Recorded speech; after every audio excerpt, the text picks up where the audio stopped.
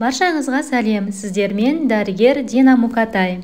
Жаңа ақпараттарды жіберіп алмас үшін подписация батырмасын басып, каналға тіркеліп алыңыздар. Бүгінгі тақырып ағзадағы құрттар жайында болмақ.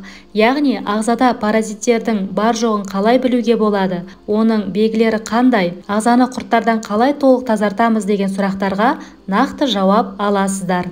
Жалпы паразиттер организмге әртүрлі жолдармен жұғады. Көбінде жуылмаған жеміс-жидектер арқылы, гигиена дұрыс сақталмаған кезде, жануарлар арқылы, дұрыс өңделмеген ет, балық өнімдері арқылы, яғни суши мен фастфудты көп жеген кезде жиі кездеседі.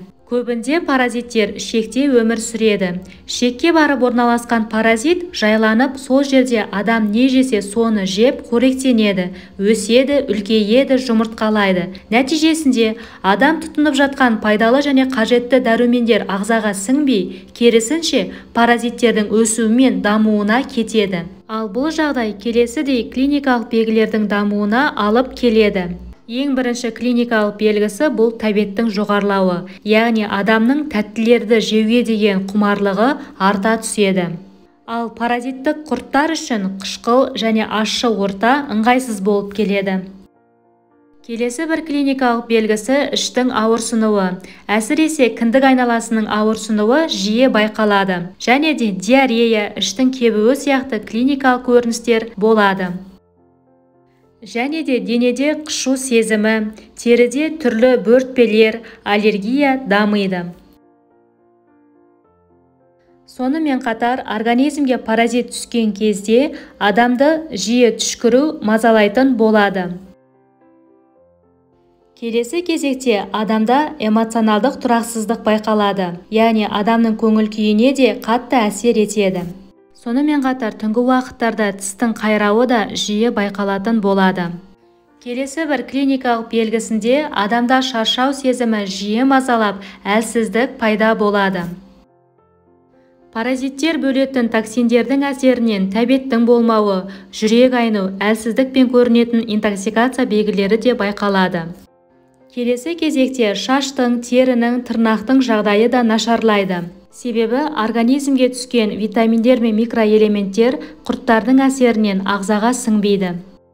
Жалпы диагностикасына келетін болсақ, организмде құрттың бар жоғын иммуноферменттік қан талдауы, яғни ИФА арқылы және нәжістік талдау арқылы нақты анықтайды. Еміне келетін болсақ, ең бірінші кезекте асқазан қышқылдылығын жоғарылату қажет. Себебі құрттар қышқылды ортада өмір сүре алмайды. Қазіргі уақытта көп адамдарда асқазан қышқылдылығы төмен.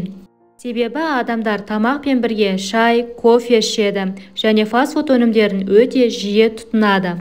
Ал бұлардың барлығы асқазан қышқылдылығының төмендеуіне алып келеді.